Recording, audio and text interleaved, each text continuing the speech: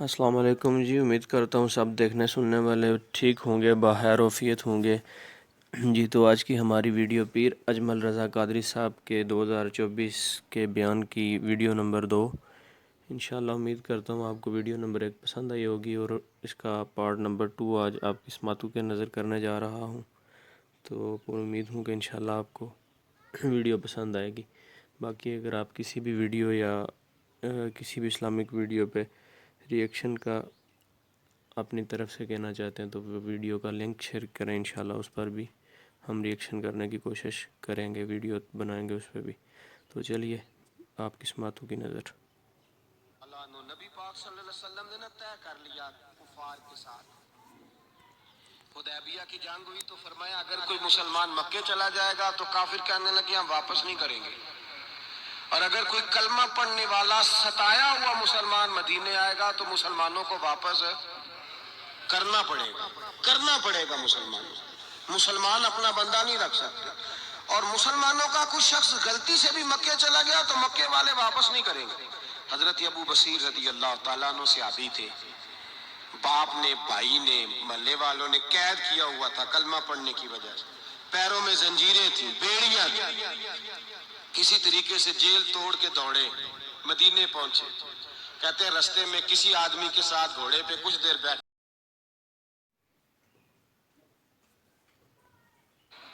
ان کی ٹانگیں خون سے کٹتی، وہ زنجیریں بندھی ہوئی، در رسول پہ حضور میں بھاگ کے آیا ہوں۔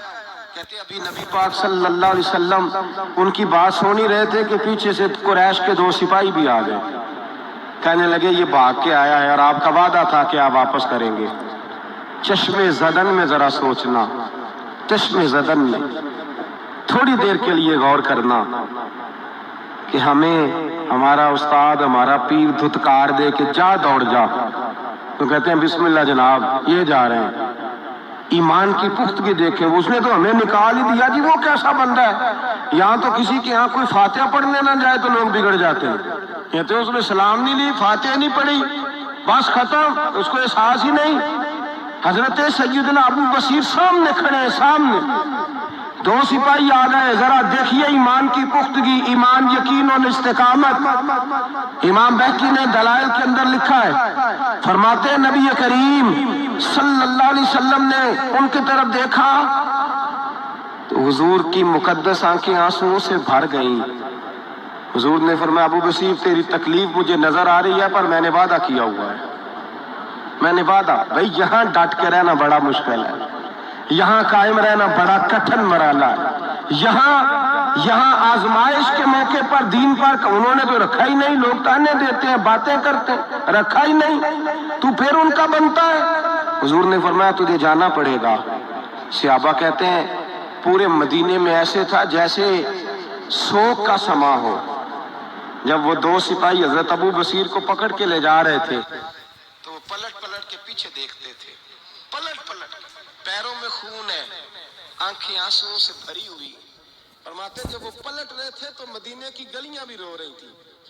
میرے نبی پاک جب وہ آنکھوں سے اوجھل ہو گئے تو حضور بیٹھ گئے زمین پہ، نبی پاک نے رونا شروع کر دیا، فرمایا اللہ تو نے اس شخص کی مدد فرمانی ہے، اس پر کرم کرنا ہے، اللہ اس کا خیال فرمانا، اس کے لیے دعا کی، حضور روئے۔ حضرت ابو بصیر باہر نکلے تو وہ جو کافر تھے نا وہ کہنے لگے تو بڑا بنتا تھا ان کا، انہوں نے تجھے رکھا نہیں، تجھے رکھا بھی نہیں۔ تو حضرت ابو بصیر نے تھپڑ مارا منہ پہ، کہنے لگے میں وہ نہیں جو تھوڑی سی بات سے بدل جاؤں، ایمان، یقین اور استقامت کی دولت ملی ہوئی ہے۔ آپ فرمانے لگے میرا تو ایمان اور پختہ ہو گیا ہے کہ میرا نبی اپنے وعدوں کا بڑا پابند ہے، میرا رسول اپنے وعدوں کا بڑا پابند ہے۔ حضرت ابو بصیر کہتے ہیں مدینے کی سرحد گزر گئی تو میں نے کھینچی تلوار، ان میں سے ایک سپاہی، اب آؤ میرے مقابلے میں جس نے آنا، ایک کو مارا، دوسرا بھاگ گیا۔ فرماتے اب میں مکے جا نہیں سکتا تھا، جاؤں گا تو وہ زیادہ ماریں گے، مدینے حضور نے قبول نہ فرمایا۔ فرماتے ایک جنگل میں جا کے العیس نام کی ایک بستی تھی، وہاں ڈیرا لگا لیا، دریا کے کنارے، پانی پی لیتا، پتے کھا لیتا، تن تندور ہڈاں دا بالن تے اسی ہاواں نال تپایا، کپ کپ مکیاں پیڑے کیتے، تے اتوں صبر پلیتھن لایا، تن دی ہانڈی تے من دا سالن اتے لون صبر دا پایا۔ غلام فریدا وے میں ساری تیری، غلام فریدا وے میں ساری تیری، تینوں اجے یقین نہیں آیا؟ فرماتے سالوں پتے کھائے، اب جو بھی وہاں سے تنگ ہوتا وہ میرے پاس آ کے پناہ لیتا، جس کو مکے والے مارتے میرے پاس آ کے کہتے ہیں، تانے دینے والے آ کے کہتے ہو تم کس طرح کے نوکر ہو، تمہیں تو انہوں نے رکھا ہی نہیں۔ ہم نے کہا چپ کر جا، وہ ہمارے آقا ہیں، وہ ہمارے آقا ہیں، رکھیں تب بھی ٹھیک ہے، نہ رکھیں اللہ اکبر۔ ایمان دیکھو، قوت دیکھو، جیڑیاں خسماں دی وچ رضا وسن بھاگ جاگ جاندے انہاں گولیاں دے، تے میں گڈی ہتھ ڈور سجن دے، او جنج رکھے اونج رہنا ہے، واجب نہیں جے وچ شریعت مندہ قسم نو کہنا۔ فرمایا بس ٹھیک ہے، جس طرح حضور راضی ویسے ہی ہم راضی۔ حضرت ابو بصیر رضی اللہ تعالیٰ عنہ کے پاس 300 صحابہ کٹھے ہو گئے، 300۔ حضرت ابو بصیر جب مدینے کی سرحد سے گزر رہے تھے نا، تو نبی پاک نے ایک آواز دی تھی، فرمایا ابو بصیر ایک وقت آئے گا کہ میرا پیغام تجھ تک پہنچے گا، ایک ٹائم آئے گا۔ حضرت ابو بصیر سے جب کوئی کہتا نا کہ زندہ کس بات پہ ہو، تو فرمانے لگے مصطفیٰ کے فرمان پہ بڑا یقین ہے، بلاوا آئے گا، مجھے بلاوا، مجھے یقین ہے کہ مجھے بلاوا، بڑی امید ہے سرکار قدموں میں بلائیں گے، اور کرم کی جب نظر ہوگی مدینے، ہم بھی جائیں۔ مجھے یقین ہے کہ مجھے بلاوا۔ حضرت ابو بصیر رضی اللہ تعالیٰ عنہ فرماتے ہیں کہ وقت گزرتا گیا، 300 لوگ کٹھے ہو گئے۔